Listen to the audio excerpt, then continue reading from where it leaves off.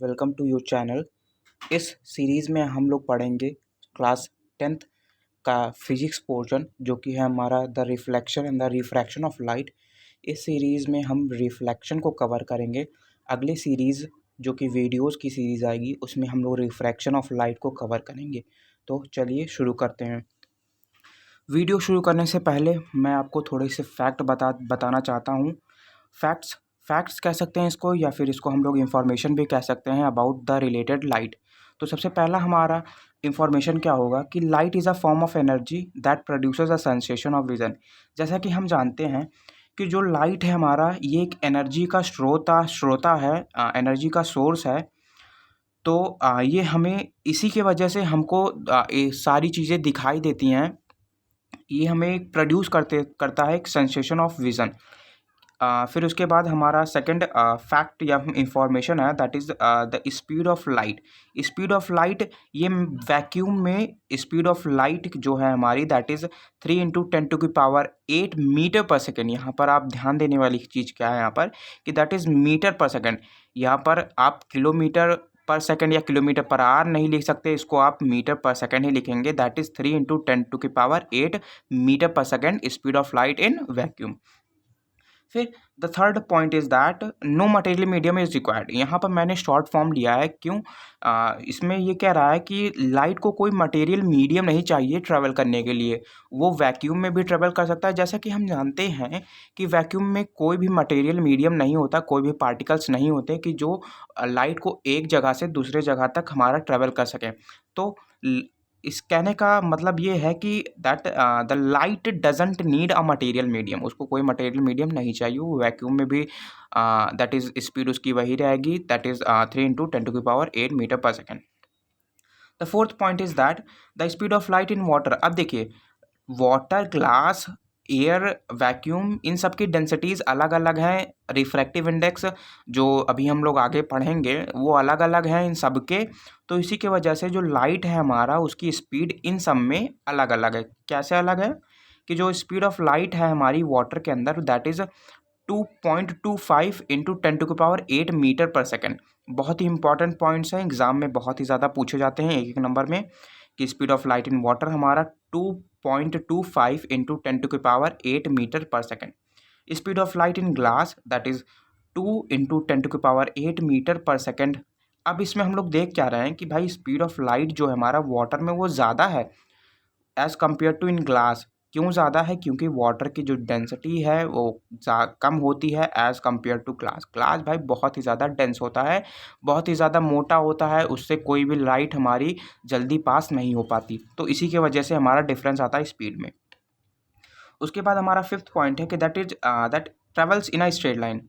Obvious सी बात है, सबको पता है, क्लास 8th में हमने ये पढ़ा था, that rectilinear propagation of light. शायद यही उसका टॉपिक है कि भाई उसमें टॉपिक में क्या बताया गया था कि travels in are straight line. Light जो है हमारा, दैट ये हमारी एक स्ट्रेट लाइन में ट्रेवल करती है, ये बेंड नहीं होती है। बेंड कभी नहीं होती है। आप टिंडल इफेक्ट जानते होंगे, जो सन कोई भी खिड़कियों में जो झरोखे होते हैं, उससे जब सनलाइट आती है तो उसके पार्टिकल्स हमको दिखाई देते हैं, तो वो स्ट्रेट लाइन होती है, वो कोई भी बेंडिंग वाली लाइट नहीं होती है। तो यहाँ तक हमने पढ़ा कुछ फैक्ट्स, या फिर कह सकते हैं हम इंफॉर्मेशन के बारे में। बहुत ही ज़्यादा इंपॉर्टेंट इंफॉर्मेशन है, सोचा कि आपके साथ मैं इसको शेयर कर दूँ। Thank you. फिर अब हम लोग आगे चलते हैं, हम लोग थोड़ा सा डिफिनेशन के बारे में पढ़ते हैं।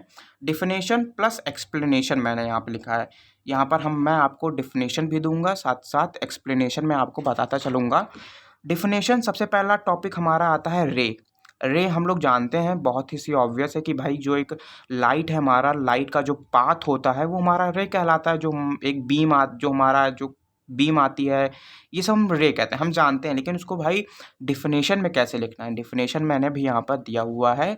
एग्जाम में आप यही डिफिनेशन लिखेंगे, कोई अलग डिफिनेशन आप नहीं लिखेंगे। Ray, it is a direction of path followed by a light emitted by a source. ये एक ऐसा डायरेक्शन होता है, पाथ होता है, जिसमें जो लाइट होती है हमारी, वो ट्रेवल करती है कोई सोर्स के द्वारा। जब वो लाइट हमारी प्रोड्यूस की जाती है तो वो इसी डायरेक्शन में दैट इज ट्रेवल करती है, उसी डायरेक्शन को हम लोग रे बोलते हैं। अब रे हमारा डायग्राम, जब एक लाइट जो है हमारा, that one light particle travel from distance A to distance B, a single particle, तो उसको हम लोग रे बोलेंगे। अब कई सारी, अब हमारा आता है बीम, तो कई सारी रेज को मिलाकर हमारा एक बीम बनता है। तो 1 2 3 ऐसे मतलब इन्फिनिटी रेज को मिलाकर, भाई समझ रहे होंगे ना कि इन्फिनिटी रेज को मिलाकर हमारा बीम बनता है। तो यहाँ तक हमारा क्लियर था, रे और बीम का हमने डिफिनेशन जाना। अब हमारा टॉपिक सेकंड आता है, that is reflection of light. सबसे मेन हमारा चैप्टर पूरा यही है, तो इसी से हम लोग टॉपिक सेकंड को शुरू करते हैं। रिफ्लेक्शन ऑफ लाइट होता क्या है, हमने क्लास 8th में पढ़ा था, बहुत ही कम पढ़ा था। अब हमको थोड़ा सा और ही ज़्यादा पढ़ना पड़ेगा क्लास 10th में। तो रिफ्लेक्शन ऑफ लाइट का डिफिनेशन बहुत ही ईजी है। डिफिनेशन आपको यही लिखनी है, आपको कोई भी डिफिनेशन, इसमें फिजिक्स में आपको थोड़ा सा डिफिनेशंस आपको याद करना पड़ेगा, वैसे इसमें लॉजिक बहुत ही ज़्यादा है। तो डिफिनेशन हम देखते हैं, that reflection of a light is a phenomena in which light rays on striking on a polished smooth surface such as a mirror are sent back into the same medium. Reflection एक ऐसा phenomena है जिसमें कोई भी एक रे जो हमारी है या बीम कह लीजिए, वो आ रही है from a medium A. Medium हम लोग इसको 1 बोलते हैं, मीडियम 1। और जो जैसे मैं आपको एग्जांपल बता रहा हूँ, ये एक ग्लास है, यहाँ पर हमारा ये एयर है और इस एक टब के ऐसे ऊपर ये ग्लास रखा हुआ है और इसमें हमारा वाटर फिल है। तो मीडियम जो फर्स्ट होगा, ये फर्स्ट मीडियम होगा और ये मीडियम सेकंड होगा। मीडियम फर्स्ट एयर होगा, मीडियम सेकंड हमारा वाटर होगा। तो वही कह रहा है इसमें फिनोमिना में कि एक रे है या बीम है, वो मीडियम 1 से आ रही है और कोई भी पॉलिश्ड सरफेस, मिरर हो गया, हमारा स्पून हो गया, वी हैव ग्लास, कोई भी हमारा स्मूथ सरफेस है, उससे ये रिफ्लेक्ट हो रही है। और मीडियम फर्स्ट ही मीडियम में, जिस मीडियम में आई है जिस मीडियम से, उसी मीडियम में वापस वो रिफ्लेक्ट हो रही है। उसी को हम लोग, उसी फिनोमिना को हम लोग बोलते हैं, that is reflection of light. Reflection of light, उसी फिनोमिनाज को हम लोग बोलते हैं। हमारा रिफ्लेक्शन ऑफ लाइट यहाँ तक कंप्लीट है कि रिफ्लेक्शन ऑफ लाइट, अगर हमसे कोई डेफिनेशन पूछेगा तो डेफिनेशन वी हैव नो। फिर उसके बाद हमारा एक्सप्लेनेशन भी हो चुका है। एंड अब एक इम्पॉर्टेंट टॉपिक आया। इम्पॉर्टेंट टॉपिक क्या, that is laws of that यहाँ पर रिफ्लेक्शन होगा, रिफ्रैक्शन के भी लॉज होते हैं, लेकिन अभी हम इस टॉपिक में रिफ्लेक्शन के लॉज पढ़ते हैं। रिफ्लेक्शन और रिफ्रैक्शन में एक सेपरेट वीडियो में बनाऊंगा जिसमें उसका डिफरेंस होगा। तो अभी हम लोग देखते हैं लॉज ऑफ रिफ्लेक्शन जो हमने पढ़ा, उसी के कुछ 2 लॉज हैं, कुछ क्या 2 ही हैं। ये हमने 8th में भी पढ़ा हुआ है, सेम लॉज हैं। कुछ कोई भी यहाँ तक कि जो हमारे लेटर्स हैं, जो हमारे वर्ड्स हैं, उनमें भी कोई डिफरेंस नहीं है। पहला लॉ क्या कहता है हमारा, कि the angle of incident is equal to the angle of reflection. जो हमारा एंगल बना रहा है, ये हमारा इंसिडेंट रे है और ये हमारा रिफ्लेक्टेड रे है और ये हमारा नॉर्मल रे है। नॉर्मल रे जो होता है हमारा, वो जो सरफेस है उसके हमेशा परपेंडिकुलर होता है।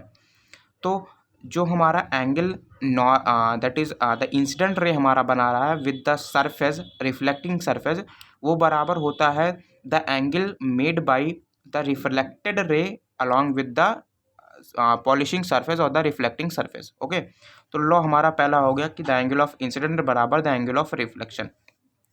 लॉ सेकंड क्या कहता है कि the incident ray, the normal रे, the reflected ray lies on the same plane. यहाँ पर मैंने शॉर्ट दोनों में लिखा है ताकि आपको बहुत ही जल्दी याद हो जाए। तो क्या रहा है कि जो हमारा इंसिडेंट रे है, जो हमारा रिफ्लेक्टेड रे है, जो हमारा नॉर्मल रे है, ये तीनों एक ही पॉइंट पे लाई करता है। ये जो पॉइंट है हमारा, दैट इज़ ये पॉइंट जो है हमारा, ये तीनों जो रेज हैं हमारे, वो एक ही पॉइंट पे लाई करते हैं, एक ही पॉइंट पे मीट करते हैं।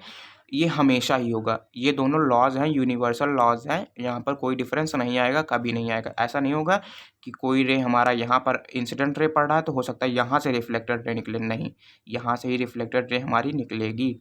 तो दैट्स, ये दोनों हमारे लॉज थे। अब बहुत ही ज़्यादा इम्पॉर्टेंट, इसको मैं यहाँ पर मैं इम्पॉर्टेंट लिख देता हूँ, that is topic number 4। Topic number 4 हमारा इम्पॉर्टेंट क्यों है, क्योंकि भाई ये है प्लेन मिरर। हर साल क्या कह सकता हूँ, मोस्ट ऑफ द ईयर्स जो हमारा प्लेन मिरर है इससे रिलेटेड 4 मार्क्स का, कहीं कहीं 3 मार्क्स का बोर्ड्स में बहुत ही ज़्यादा पूछा जाता है। क्या पूछा जाता है? कैरेक्टरिस्टिक्स। और 1 मार्क्स का हमारा पूछा जाता है that is the focal length. Focal length आपने शायद 8th में पढ़ा होगा, तो फोकल लेंथ हम अभी आगे और पढ़ेंगे अगली वीडियो में। तो फोकल लेंथ हमारी प्लेन मिरर की मैं अभी आपको बता दूं, वो इन्फिनिटी होती है, अनंत होती है, इसका कोई अंत नहीं होता। तो चलिए हम लोग प्लेन मिरर के बारे में थोड़ा सा पढ़ते हैं। प्लेन मिरर में हम लोग को ज़्यादातर कैरेक्टरिस्टिक्स के बारे में पूछा जाता है। तो कैरेक्टरिस्टिक्स में भी वो भी 5 कैरेक्टरिस्टिक्स, 5 कैरेक्टरिस्टिक्स हमको पूछी जाती हैं। पहला कैरेक्टरिस्टिक्स मैंने यहाँ पर शॉर्ट्स में लिखा है ताकि आपको बहुत ही अच्छे तरीके से बहुत ही जल्दी याद हो जाए, लॉन्ग टर्म के लिए याद हो जाए। बड़ी बड़ी डिफिनेशंस आप बनाकर लिख सकते हैं, शॉर्ट वे में याद रखेंगे तो ज़्यादा देर तक याद रहेगा। पहला हमारा टॉपिक क्या है? पहला हमारा कैरेक्टरिस्टिक्स क्या है कि that is the same size. Same size क्या भाई? कि जो हमारे एक सपोज़ यहाँ पर मैं यहाँ पर एक इमेज बना देता हूँ। ये हमारा एक प्लेन मिरर है, that is a plane mirror. अब प्लेन मिरर में जो ऑब्जेक्ट इधर रखा होगा उसका जो साइज़ होगा, सपोज़ ये 2 सेंटीमीटर है, तो जो इमेज बनाएगी हमारी प्लेन मिरर में वो भी 2 सेंटीमीटर की या 2 मीटर की वो भी होगा। तो सेम साइज़, लेटरली इन्वर्टेड, भाई लेफ़्ट का राइट दिखाई देगा, राइट का लेफ़्ट दिखाई देगा। जैसे आप मिरर के सामने खड़े हुए हैं तो आपका जो राइट पॉकेट है वो आपको मिरर में लेफ़्ट दिखाई देगा, ये होता है। तो यही इसी फिनोमिनास को हम लोग लेटरल इन्वर्जन बोलते, लेटरली इन्वर्टेड, लेटरल इन्वर्जन, यही इसी को हम लोग बोलते हैं। थर्ड हमारा कैरेक्टरिस्टिक्स क्या है? इमेज डिस्टेंस बराबर ऑब्जेक्ट डिस्टेंस। जितना दूर ऑब्जेक्ट हमारा प्लेन मिरर से होगा उतना ही दूर इमेज हमारा प्लेन मिरर से फॉर्म होगा। उसके बाद that we have fourth characteristics that is virtual and no skin. Virtual image हमारी फॉर्म होती है, रियल इमेज हमारी फॉर्म नहीं होती। वर्चुअल इमेज ऐसी इमेज होती है जिसको हम लोग स्क्रीन पे उतार नहीं सकते हैं, और मैं एक सेपरेट वीडियो रियल और वर्चुअल इमेज पे भी बनाऊंगा, तो आपको घबराने की ज़रूरत नहीं है। प्रत्येक टॉपिक, एवरी टॉपिक आपका क्लियर होगा। उसके बाद we have fifth characteristics that is erect. Erect का मतलब आप जानते हैं कि एकदम सीधी इमेज बनाई होगी, जिधर ऑब्जेक्ट खड़ा होगा जिस तरीके से, उसी तरीके से हमारा इमेज भी होगा। अगर ऑब्जेक्ट हमारा साउथ की डायरेक्शन में इस तरह है तो इमेज भी हमारी साउथ की डायरेक्शन में इस तरह होगी। तो दैट्स इट्स। यहाँ पर हमने बहुत कोई इंफॉर्मेशंस हमने जाना, बीम, रे और रिफ्लेक्शन के बारे में पढ़ा, लॉज के बारे में पढ़ा और प्लेन मिरर के बारे में पढ़ा। इतना अगर आप कवर कर रहे हैं तो आपके 5 से 6 मार्क्स आपके कहीं नहीं गए हुए हैं, और आपका चैप्टर आपका बहुत ही अच्छे तरीके से, ये टॉपिक आपका कवर हो चुका है। कोई भी क्वेश्चन आएगा आप बहुत ही ईजिली इस टॉपिक से रिलेटेड कर पाएंगे। तो थैंक यू। अगले वीडियोज़ आप क्लिक कर दीजिए अपने चैप्टर को कंटिन्यू करने के लिए। Thank you.